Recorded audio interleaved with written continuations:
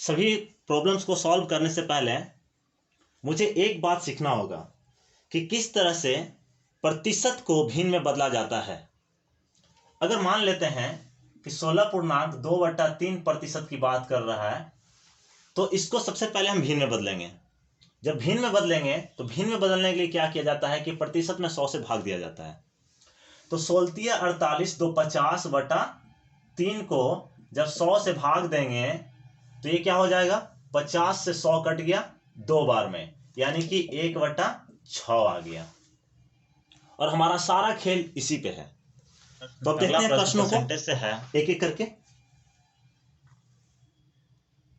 प्रश्न है और प्रश्न कहता है कि यदि किसी गांव की जनसंख्या में पहले साल 16.2/3% की वृद्धि हो जाए और दूसरे साल के अंत में 37.1/2% की कमी कर दी जाए और तीसरे साल के अंत में 57.1/7% की फिर वृद्धि कर दी जाए, तो गांव की जनसंख्या 3 साल बाद 1,65,000 हो जाएगी। तो गांव की वर्तमान जनसंख्या ज्ञात कीजिए।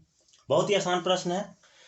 प्रथम साल 16.2/3% की वृद्धि हो रही है और दूसरे साल 37.1/2% की कमी हो रही है और तीसरे साल 57.1/7% की फिर वृद्धि हो रही है। तो सबसे पहले प्रतिशत को हम भिन्न में बदलेंगे। तो 16.2/3 को हम 1/6 लिख सकते हैं और 37.1/2 को हम 3/8 लिख सकते हैं और 57.1/7 को 4/7 लिख सकते हैं। और पहले साल में वृद्धि बोल रहा है, दूसरे साल में कमी और तीसरे साल में फिर वृद्धि बोल रहा है। तो बस करना कुछ नहीं है। हम जानते हैं कि अगर 6 का 16.2/3% निकाल लेंगे तो हमारा ऊपर वाला वैल्यू जो आएगा वही आएगा, 1 आएगा। यानी 6 का 16.2/3% 1 होगा। 8 का 37.1/2% 3 होगा। 7 का 57.1/7% अगर निकालेंगे तो 4 होगा। तो अगर मान लेते हैं कि पहले साल हमारा जनसंख्या 6 रहा होगा, तो इतना प्रतिशत बढ़ने के बाद 6 + 1 यानी 7 हो गया होगा। और अगर दूसरे साल जनसंख्या 8 रहा होगा तो 8 में 3 घट गया होगा, तो कितना, 5 हो गया होगा। और तीसरे साल अगर 7 जनसंख्या रहा होगा तो 7 में 4 जुड़ गया होगा और कितना हो गया होगा जनसंख्या, 11 हो गया होगा। बस हमको यही काम करना था। अब हमको क्या करना है, अनुपात निकालना है। अनुपात निकालने के लिए इसको या तो छोटा कटेगा तो छोटा कर काट देंगे इसको, और नहीं कटेगा तो फिर गुना कर देंगे। तो यहां से 7 से 7 ये कट रहा है, बाकी नहीं कटेगा। तो 8 × 6 = 48 और ये 11 × 5 = 55। यानी कि हम कह सकते हैं कि यह जनसंख्या अभी का जनसंख्या है और ये 3 साल बाद का जनसंख्या। लेकिन प्रश्न कहता है कि 55 ना होके 1,65,000 जनसंख्या है, यानी कि इससे कितना गुना, इससे 3000 गुना जनसंख्या है।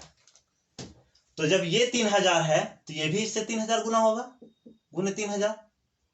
यानी जब 48 को 3000 से गुना करेंगे तो हमारा आ जाएगा कितना, 1,44,000। यही हमारा आंसर होगा।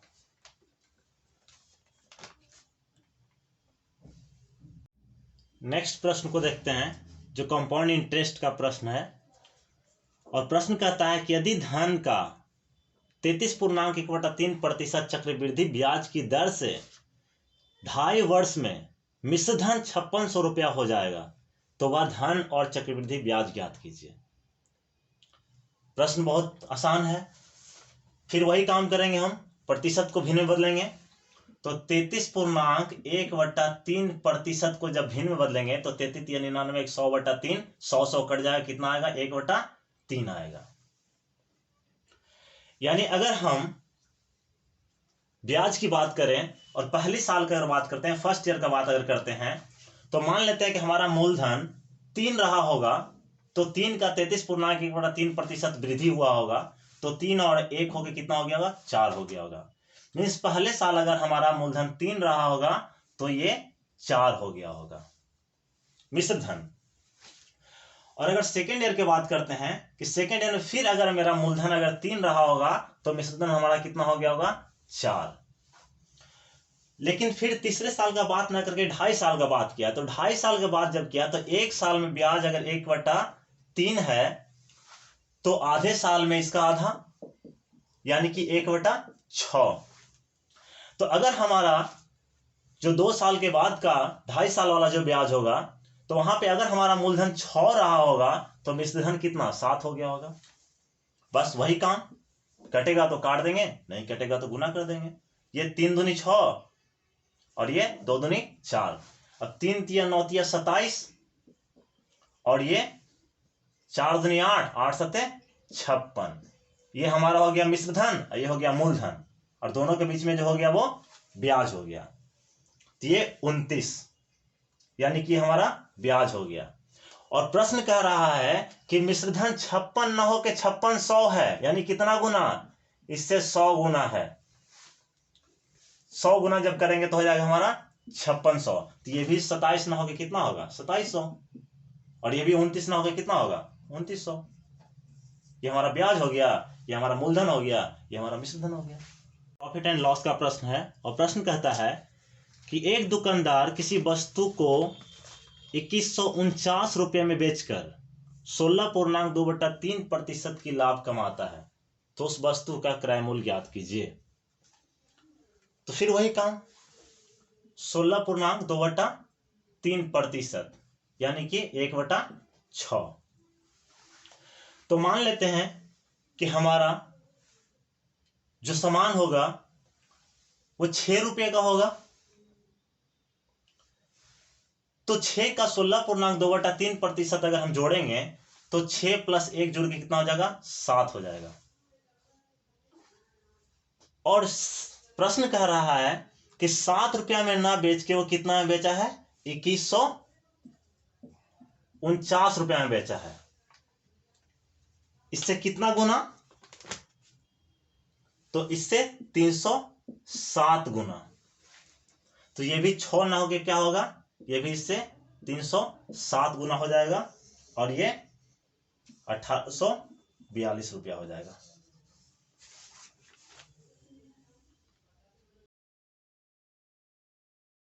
तो ये डिस्काउंट का प्रश्न है और इसमें 14.2/7%, 11.1/9%, 12.1/2% के क्रमिक छूट एक अकेली कितनी प्रतिशत छूट के बराबर है। तो फिर इसको भी हम उसी तरह से सॉल्व करेंगे। 14.2/7%,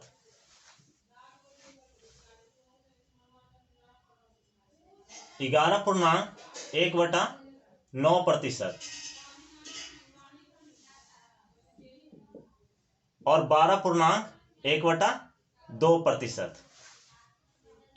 जब प्रतिशत को भिन्न में बदलेंगे तो ये हो जाएगा 1/7, ये हो जाएगा 1/9 और ये हो जाएगा 1/8। बस वही काम फिर से, ये अगर 7 रहेगा तो ये हो जाएगा कितना 7 - 1 6। ये अगर 9 होगा तो 9 में से फिर 1 चला जाएगा और हो जाएगा 8 और फिर 8 में से जब 1 जाएगा तो ये हो जाएगा 7। अब कटेगा तो काट देंगे, नहीं कटेगा गुना कर देंगे। 7 से 7 कट गया, 8 से 8 कट गया, 3 से 9 कट गया और 2 से 6 कट गया, यानी 3:2 हो गया। और दोनों का बीच में अंतर कितने का 1 का।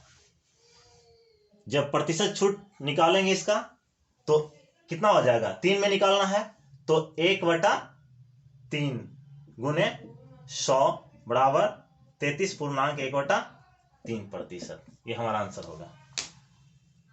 अब हम अगले प्रश्न का बात करते हैं। तो ये एवरेज का है। प्रश्न कहता है कि 51 से 187 के बीच की सम संख्याओं का औसत क्या होगा। तो सम संख्या की बात कर रहा है तो 51 से 187 यानी 51 के बाद 52, 54, 56, इसी तरह से 186 के बीच, 87 के बीच यानी 86 तक। तो इसके औसत निकालने के लिए हम जानते हैं कि औसत क्या किया जाता है, सबको जोड़ने के बाद उतनी संख्या से भाग देना होता है। हमें वो नहीं करना है। जैसे अगर इसका हुआ 1 2 3 4 और 5 का अगर औसत निकालने के लिए कहे तो 3 2 1 और 2 3 3 3 6 और 4 10 5 15, यानी 15 को कितना से भाग देते हैं, 5 से भाग देते हैं। बट हमें ये नहीं करना है, हमें इतना करने के लिए सबको जोड़ना पड़ेगा, ये काम नहीं करना है। तो ये दूसरा एक ट्रिक लगाते हैं कि अगर औसत निकालने के लिए बोले तो वो हमारा जो बीच का वैल्यू होगा वही औसत होगा हमारा। यानी कि अगर इधर से 2 हटा दे, इधर से 2 हटा दे, तो ये हमारा बीच का वैल्यू जो होगा वही हमारा औसत हो जाएगा। लेकिन हमें ये काम भी नहीं करना है। करना क्या है कि पहले वाले और अंतिम वाले को भी अगर जोड़ के 2 से भागा अगर दे देते हैं तो भी हमारा वैल्यू यही आएगा। 1 + 5 = 6 और 6 को 2 से अगर भागा देते हैं तो 3, यानी बीच वाला आएगा। उसी तरह से क्या करना है, 52 को और 186 को सिर्फ जोड़ देंगे और 2 से भाग दे देंगे, तो हमारा जो ये आ जाएगा 238 में 2 से भागा पड़ेगा और आ जाएगा 119। ये हमारा आंसर हो जाएगा। प्रश्न कहता है कि 3 आदमी ABC किसी काम को क्रमशः 15, 12 और 10 दिन में कर सकते हैं। तीनों साथ मिलकर काम करना शुरू करता है, परंतु 2 दिन बाद काम छोड़कर C चला जाता है और B काम खत्म होने से 3 दिन पहले काम छोड़ देता है, तो पूरा काम होने में कितना समय लगेगा। आसान सा प्रश्न है। अगर हम मान लेते हैं 3 व्यक्ति A, B और C रहा होगा, जो कि ये 15 दिन में काम करता है और B है 12 दिन में काम करता है और C 10 दिन में काम करता है। अगर तीनों का हम एलसीएम निकालें तो 60। तो इस तरह से देखते हैं हम क्या कि अगर 15 दिन में काम खत्म करता है तो एक दिन में कितना काम करेगा। अगर टोटल काम मान लेते हैं हम 60 है तो 15 × 60 यानी कि एक दिन में वो 4 काम करेगा। और अगर ये अपना स्पीड से काम करता है तो ये पूरे काम को कितने दिन में खत्म करेगा, ये 12 दिन में। तो एक दिन में काम कितना करेगा, तो ये 5 काम करेगा। और C एक दिन में कितना काम करेगा, तो 6 काम करेगा। यानी कहने का मतलब ये है कि A 15 दिन में काम खत्म करता है, B 12 दिन में और C 10 दिन में। तो उसके हिसाब से एक एक दिन का जो काम होगा, A एक दिन में 4 काम करेगा, B एक दिन में 5 काम करेगा और C एक दिन में 6 काम करेगा। इस हिसाब से आगे प्रश्न में पढ़ते हैं तो पता चलता है, बोल रहा है कि तीनों काम साथ साथ मिलकर शुरू करता है, परंतु 2 दिन बाद काम छोड़कर C चला गया। तो C कितना काम करके गया होगा 2 दिन में, यानी एक दिन में 6 काम कर रहा है तो 2 दिन में वो 6 दूनी 12 काम तो खत्म कर दिया। तो टोटल काम 60 था, तो 60 में से तो 12 काम खत्म हो गया। जब 12 काम खत्म हो गया तो बच गया 48 काम, जो किसको करना है, C तो चला गया, तो काम करना है A और B को। लेकिन फिर जब आगे पढ़ते हैं तो बोलता है क्या कि B काम खत्म होने से 3 दिन पहले काम छोड़ देता है। यानी काम छोड़ देता है, इसका मतलब है कि 3 दिन पहले जब काम छोड़ा तो उसका भी काम तो किसी को करना होगा ना। तो एक दिन में B 5 काम करता है, तो 3 दिन पहले वो छोड़ दिया, यानी कि उसका काम भी दूसरे को करना होगा, यानी 3 दिन का काम, तो 5 × 3 यानी कि 15 काम। तो ये 15 काम भी जुड़ जाएगा, यानी कि पहले से 48 काम बचा था और 15 काम इसमें और जुड़ गया, तो बच गया 63 काम। अब 63 काम को कौन करेगा भाई, तो 63 काम को करने के लिए यही 2 लोग बचा हुआ है, A और B, क्योंकि C तो ऑलरेडी चल गया था। तो यही दोनों का काम करना है। तो 63 काम को दोनों मिलके जब करेगा, यानी 5 और 4 9 मिलके करेगा, तो 9 सते 63, यानी कि 7 दिन में काम खत्म हो जाएगा। डिस्टेंस का प्रश्न है।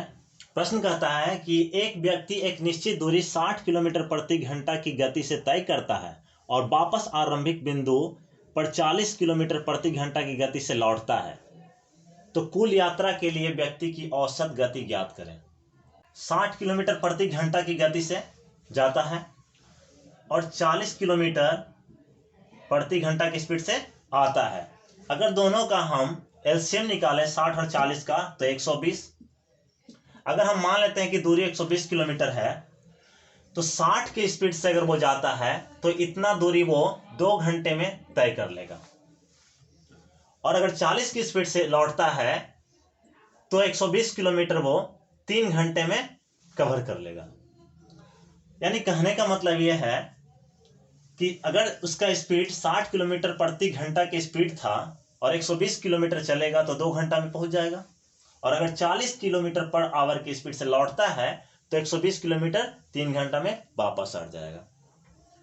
तो मुझसे पूछा जा रहा है कि कुल यात्रा के लिए व्यक्ति की औसत गति बताइए। तो औसत गति बराबर होता है कुल दूरी बटा कुल समय।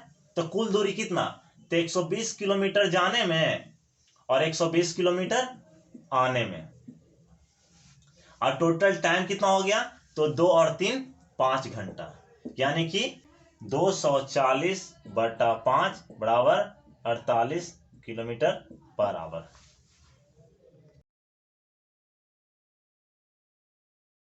अब हम अगले प्रश्न का बात करें तो ये एज का प्रश्न है, और प्रश्न कहता है कि वर्तमान में ए और बी की आयु का अनुपात 5:7 है और 8 वर्ष बाद यह अनुपात 7:9 हो जाएगा। ए और बी का वर्तमान आयु ज्ञात कीजिए। तो ए और बी मान लेते हैं उसका 5:7 है, और ये कितना हो जाएगा 8 वर्ष बाद, 7:9 हो जाएगा। कितने साल बाद, 8 साल बाद। तो 5 से 7 हो रहा है और 7 से 9 हो रहा है, यानी कितना का अंतर हो रहा है, 2 का अंतर हो रहा है। लेकिन प्रश्न में कह रहा है क्या कि 2 साल ना हो के कितना, 8 साल, यानी इससे कितना गुना, 4 गुना। तो पूछ क्या रहा है कि बी की वर्तमान आयु बताइए। तो बी की वर्तमान आयु तो ये 7 है, तो 7 ना हो के क्या होगा, ये भी 4 गुना हो जाएगा, यानी कि 7 28 साल। यही हमारा आंसर होगा। अब अगर हम अगले प्रश्न का बात करें तो ये मिक्सचर का प्रश्न है, और प्रश्न कहता है कि एक मिश्रण में दूध और पानी का अनुपात 9:4 है। इसमें 4 लीटर पानी मिलाया जाए तो यह अनुपात 3:2 हो जाता है। तो प्रारंभिक मिश्रण बताइए। तो देखते हैं, ये मिल्क और ये वाटर, अगर इसके अनुपात 9:4 था पहले, और बाद में 3:2 हो जाता है, यानी कि 9 से 3 और 4 से 2, अगर इसके अनुपात को पहले वाले और बी के अनुपात को अगर बराबर कर दें तो आसानी से आंसर लाया जा सकता है। इसके लिए मुझे 3 से इसमें गुना करना पड़ेगा ताकि ये 9 हो जाए, यानी कि ये दोनों समान हो जाए। तो इसमें जब 3 से गुना करेंगे तो इसमें भी गुना करना पड़ेगा, तो ये हमारा 6 हो जाए, क्योंकि अनुपात हमेशा बराबर होना चाहिए। अब देखते हैं क्या कि दूध तो सेम है, लेकिन पानी की मात्रा जो है 2 लीटर बढ़ गया, लेकिन हमारे अनुसार 2 लीटर, लेकिन प्रश्न कहता है कि 2 लीटर ना बढ़ के कितना बढ़ रहा है, ये 4 लीटर हो जा रहा है, यानी इससे 2 गुना। तो पूछ रहा है कि प्रारंभिक मिश्रण बताइए। तो प्रारंभिक मिश्रण 9 और 4 मिलाकर 13 था, जबकि ये 2 गुना हो गया तो ये भी 2 गुना ही होगा, यानी कि 26 लीटर होगा। यही हमारा आंसर होगा।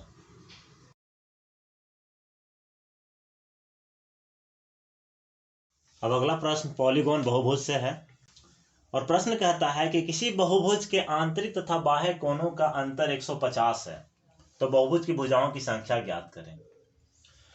तो इसके लिए मुझे एक चीज जानना जरूरी है कि अगर किसी बहुभुज की बात करें तो अंतः कोण अगर x है तो बाह्य कोण y, और x प्लस y का मान जो होता है 180 डिग्री, क्योंकि कभी भी किसी भी सीधी रेखा एक होती है तो वो 180 डिग्री की। तो x प्लस y बराबर 180, और यहां बोल रहा है प्रश्न में कि दोनों कोणों का अंतर जो है वो 150 डिग्री है। अब देखते हैं क्या, और एक चीज और मुझे पता है कि किसी भी बहुभुज के बाह्य कोणों का जोड़ बराबर 360 डिग्री होता है। तो यहां से अगर हम ये बाह्य कोण निकालकर 360 में भाग दे दें तो भुजाओं की संख्या आसानी से निकल सकती है। तो यहां से अगर इसको हम सॉल्व करें, अगर उसको सॉल्व करते हैं हम, तो ये बाई बाई कट गया, यहां से हो गया 2x बराबर हमारा आ जाएगा 330, और x बराबर आ जाएगा 165। तो जब x बराबर 165 आ गया तो बाई का मान कितना होगा, बाई बराबर हो जाएगा 180 माइनस 165 बराबर 15 डिग्री। यानी बाई का मान यानी एक बाह्य कोण का मान आ गया 15 डिग्री। तो भुजाओं की संख्या बराबर क्या होगा, भुजाओं की संख्या बराबर 360 बटा 15 यानी कि 24 भुजा होगा। यही हमारा आंसर होगा।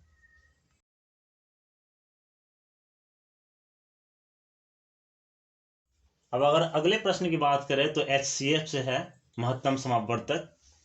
प्रश्न कहता है 3 डिब्बों में 403, 527 और 589 लीटर दूध है। वह बड़े से बड़े माप का डिब्बा क्या होगा जो प्रत्येक डिब्बे के दूध को डिब्बों की पूर्ण संख्या में माप दे। तो हमें महत्तम समावर्तक निकालना है, कितना कितना का, 403 का, 527 का और 589 का। अब इसके लिए क्या करना है हमें, तो देखिए एक चीज आपको बताते हैं, इसमें देखना है कि कौन दो संख्या के बीच सबसे कम अंतर है। तो हमें देख रहे हैं कि 527 और 589 दोनों के बीच में कितने का अंतर है, 62 का। तो अब क्या करेंगे, 62 को हम तोड़ेंगे तो 62 टूटेगा हमारा 31 गुने 2 में। तो यही दोनों में से कोई जो होगा हमारा क्या होगा, वो आंसर होगा। तो कौन होगा, तो 2 से तो 9 कटेगा नहीं क्योंकि ये सम संख्या है और ये विषम संख्या है। तो बच गया हमारा 31, यानी 31 ही हमारा क्या होगा, वो आंसर होगा।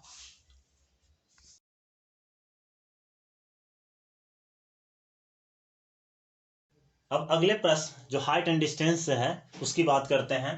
प्रश्न कहता है कि एक पतंग जमीन से 50 मीटर ऊंचाई पर उड़ रहा है तथा इसकी धागे की लंबाई 100 मीटर है, तो उसके उन्नयन कोण का मान बताएं। बहुत ही आसान प्रश्न है। मान लेते हैं कि पतंग 50 मीटर ऊंची, यानी ये 50 मीटर ऊंची ये पतंग उड़ रही है, ठीक है, और इसकी धागे की लंबाई 100 है। तो इसका उन्नयन कोण, ये कोण पूछ रहा है। अगर इसको हम अनुपात में तोड़ दें तो ये टूट जाएगा 1 और ये 2, यानी कहने का मतलब ये 1 हो जाएगा और ये 2 हो जाएगा, ठीक है। तो और क्या देख रहे हैं कि ये लंब है और ये विकर्ण है, तो कौन सा फॉर्मूला लगाएं जिसमें लंब और विकर्ण होता है। तो हमें पता है कि sine theta equal to, sine का जब भी लगाएंगे तो साइन थीटा इक्वल टू हमारा हो जाता है P/H हो जाता है, यानी कि 1/2। तो 1/2 थीटा के कितना वैल्यू के बराबर होता है, यानी कि 30 डिग्री। लेकिन ये तो फॉर्मूला से था, तो मैं आपको बताता हूं एक ट्रिक। अगर किसी त्रिभुज में हाइट एंड डिस्टेंस में अगर ये कोण 30 डिग्री का है, तो 30 डिग्री के सामने वाला जो भुजा होगा उसका अनुपात 1, और अगर ये 30 है तो ये 90 डिग्री और ये 60 डिग्री, और 60 के सामने वाला जो होगा वो क्या होगा, ये √3 होगा, और विकर्ण क्या होगा 2। यही अनुपात चलता है। तो देख लिए कि यहां क्या था, 1 न होके 50 था और 2 न होके 100 था, तो अनुपात तो वही था, यानी कि ये दोनों के लिए कौन सा कोण, उन्नयन कोण का मान कितना होगा, 30 डिग्री। यही हमारा आंसर होगा।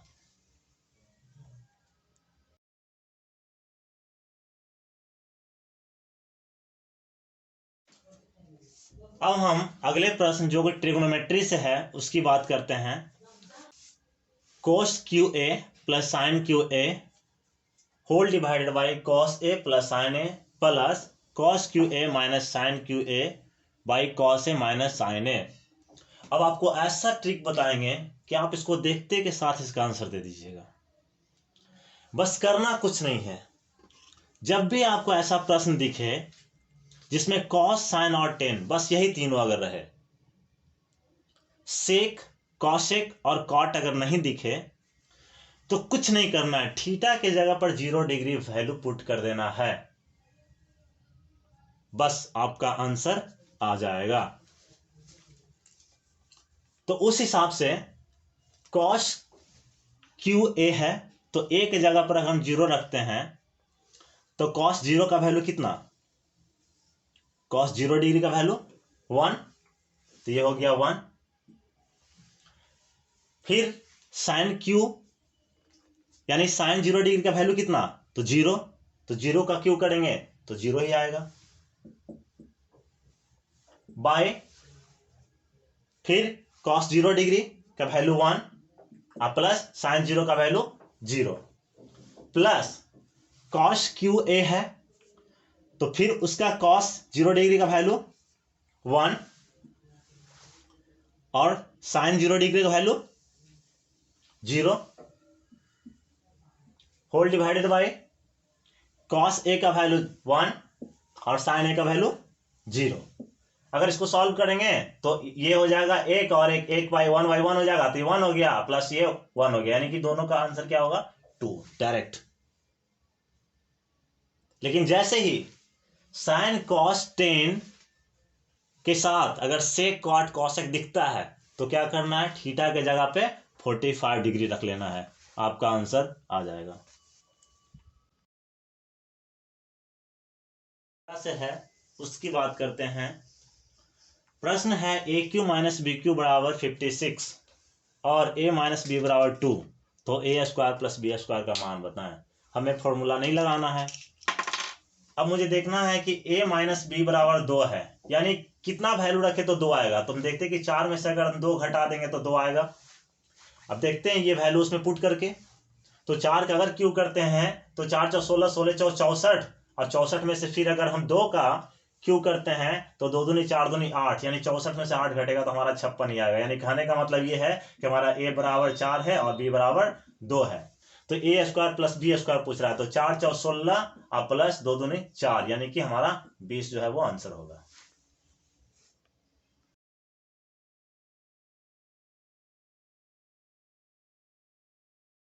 अब अगर हम अगले प्रश्न की बात करते हैं तो दिया है कि x plus 1/x equal to 2 और x पे पावर 93 प्लस 1/x पे पावर 97 का मान बताना है।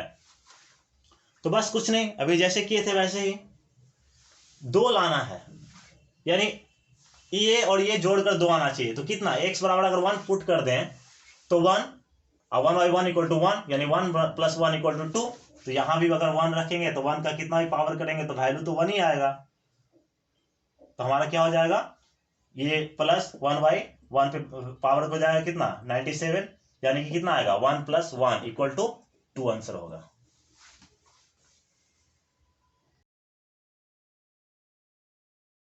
अगले प्रश्न जो अलजेब्रा से है उसको बात करते हैं।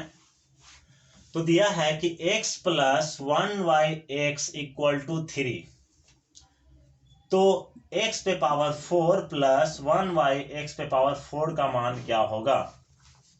तो वैसे प्रश्नों के लिए अगर ये सीधा दिया हुआ है, पावर नहीं है, अगर इसके जगह पे अगर x पे पावर 2 प्लस 1/x पे पावर 2 इक्वल टू अगर निकालना है तो कुछ नहीं करना है, ये पीछे वाले वैल्यू का स्क्वायर कर देंगे, 3 का स्क्वायर कर देंगे, और अगर यहाँ प्लस है तो यहाँ 2 माइनस कर देंगे, और अगर यहाँ माइनस रहेगा तो यहाँ पे प्लस 2 कर देंगे। बस आ गया, तो 3 तिया 9 और 9 में से 2 जाएगा तो 7 आ गया, यानी इसका वैल्यू 7 आ गया। जब यहाँ स्क्वायर दिया हुआ है, पावर 4 में लाना है, तो फिर सेम प्रोसेस करना है। फिर क्या करेंगे, 7 का स्क्वायर कर देंगे, और यहाँ प्लस है तो यहाँ -2 कर देंगे, अगर माइनस रहेगा तो +2 कर देंगे। तो हो गया 7 49, 49 में से 2 चला जाएगा, ठीक है, बराबर 47 आंसर होगा।